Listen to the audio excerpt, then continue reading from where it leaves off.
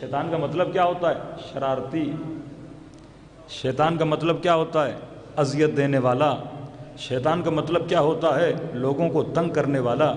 بچے کو شیطان کیوں بولا جاتا ہے؟ کیونکہ بچہ بچپن میں شرارت کرتا ہے، ایک بندہ سو رہا ہے اسے جا کے اٹھا دیتا ہے، لوگوں کی گھنٹیاں بجا کے بھاگ جاتا ہے، برتن کو توڑتا ہے۔ جس بچے کو آرام اور سکون نہ ہو، بس اس کی فکر میں یہ ہو کہ میں نے کس کو کس طرح کیا کرنا ہے، تنگ کرنا ہے، تبھی آپ کیا بولتے ہو؟ یہ شیطان ہے۔ لیکن خدا اس کی شیطنت کو معاف کرتا ہے، کیونکہ جب تک یہ بالغ نہیں،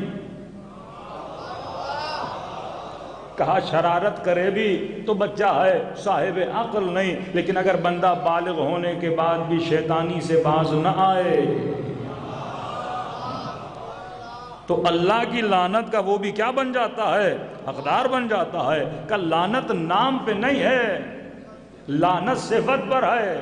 اب خدا جب اصول بتاتا ہے، اس اصول سے کوئی بچ نہیں سکتا، کسی کو استثناء نہیں ہے۔ 40 سے زیادہ مرتبہ خدا نے قرآن میں لعنتیں بھیجی ہیں، لیکن ہر لعنت میں خدا نے کیا بیان کیا ہے؟ صفت بیان کی ہے۔ اب مسلمان خود سوچے، ان اصول کو جمع کرنا شروع کر دے کہ میں نے کس پہ لعنت بھیجنی ہے اور کس پہ لعنت نہیں بھیجنی، تو ہر اس شخص پہ لعنت بھیج جس کے اندر قرآن کی بتائی ہوئی صفات پائی جاتی ہے۔ اور خدا خود کہتا ہے کہ لعنت اللہ علی القوم الظالمین، اللہ کی لعنت ہے ظالموں پر۔ جب ظالموں پر خدا کی لعنت ہے تو پھر مفتی سے سوال بنتا ہی نہیں کہ یزید پہ لعنت بھیجوں یا نہ بھیجوں۔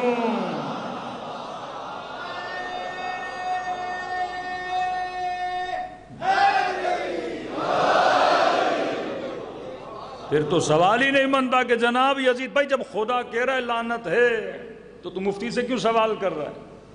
یہ مسلمان کی عقل ہے کہ میں نے قرآن کی نہیں سننی، میں نے مفتی کی سننی ہے، میں نے قرآن کی نہیں سننی، میں نے اپنے مرشد کی سننی ہے، میں نے قرآن کی نہیں سننی، میں نے اپنے مولوی کی سننی ہے۔ اصول کلی ہے، استثناء نہیں لایا۔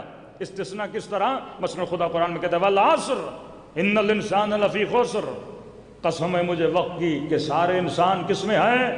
خسارے میں ہیں۔ اب آپ بھی پریشان ہو گئے، جو جو ردیف انسانیت میں آتا گیا خدا نے کہا سارے انسان خسارے میں ہیں، لیکن اب استثناء لگا دی الا الذین آمنوا وعملوا الصالحات وتواصوا بالحق وتواصوا بالصبر۔ ہاں سارے خسارے میں ہیں، لیکن وہ خسارے میں نہیں جو صاحبان ایمان ہیں، جو عمل صالح انجام دیتے ہیں، جو حق کو تھامے رکھتے ہیں، جو صبر کا سہارا لیتے ہیں، یہ خسارے میں نہیں ہیں۔ لیکن یہاں پہ جب خدا نے کہا کہ لعنت اللہ علی القوم الظالمین، خدا کی لعنت ہے ظالموں پر، اب وہ ظالم کوئی بھی ہو، تو نے نام نہیں دیکھنا، تو نے اس کے وجود میں ظلم کی صفت کو دیکھنا ہے۔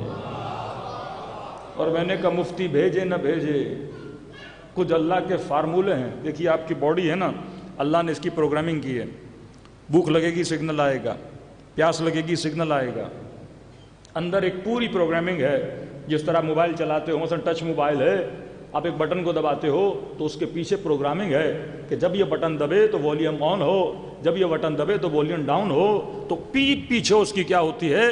پروگرامنگ ہوتی ہے۔ اسی طرح خدا نے انسان کے پیچھے کیا کی ہے؟ پروگرامنگ کی ہے۔ اب تبھی بتاتا ہے کہ یہ کرنا یہ نہ کرنا، یہ کرو گے تو یہ نقصان ہوگے۔ اب وہ کوئی بھی کرے، اب یہ تو نہیں کہ موبائل میرے ہاتھ میں ہو، بٹن دباؤں تو والیوم اپ ہو، لیکن پرائم منسٹر دبائے تو اپ نہ ہو۔ پروگرامنگ تو پروگرامنگ ہے، کوئی بھی دبائے گا عمل وہی ہوگا جو اس کے پیچھے اللہ نے پروگرامنگ کی ہے۔ تو خدا نے لعنت کے پیچھے بھی ایک پروگرامنگ کی ہوئی ہے۔ اللہ کو لعنت کو بولنے کی ضرورت نہیں ہے، اس کے پیچھے ایک پروگرامنگ ہے۔ اللہ نے بتا دیا ہے کہ جو جو ظلم کا بٹن دبائے تو اس پہ برستی رہے۔ اب کوئی بھی بندہ ظلم کرے اللہ کی لعنت اس پہ آتی ہے، وہ چاہے کل کا یزید ہو چاہے آج کا یزید